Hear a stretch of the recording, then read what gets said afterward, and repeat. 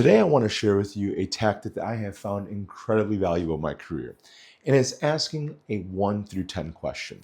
Now, I want to paint a picture of the scenario. Let's just say I'm working a car deal. I've done my needs analysis, had a great meet and greet, had a great demo drive, did the service walk, everything. Had a gangbusters first purchase offer presentation. Manager came out, said hello. Everything has been bullets. All right. And the customer says, that's awesome, but I need to go home and sleep on it. How many of you have ever heard that? Never heard that, right? Yeah, okay. We've all dealt with that, no matter who you are. When we have that happen, this is where I want to bring into and introduce to you a 1 through 10 style question. I have found, again, so incredibly powerful in my career.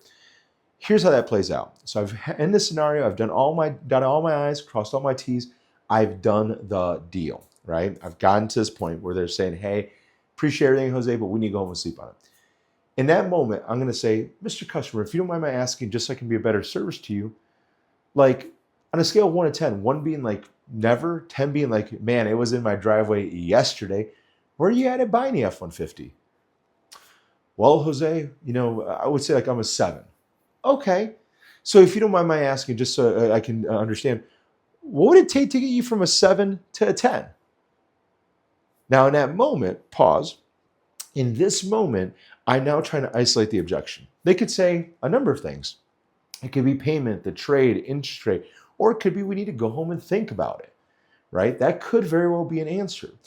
But let's just say they say, well, you know what, Jose, you offered us $20,000 for our trade and we were hoping to get $25,000. Okay, so let's say that that's the answer.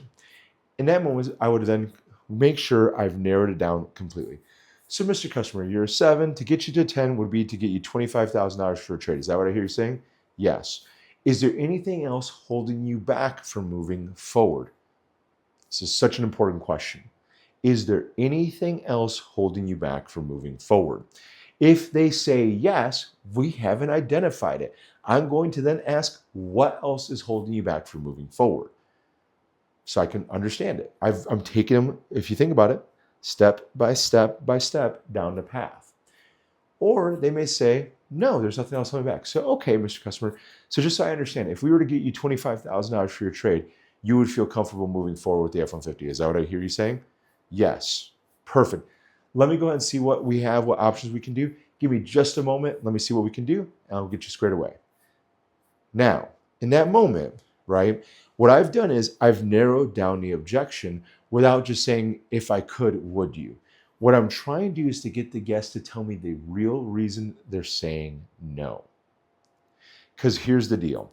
All too often we let customers go because like, man, they're going to come back, boss, this is a done deal. And poof, they're like Casper the Ghost and you never see them again. Learn how to ask effective questions. If you want a better answer, ask a better question.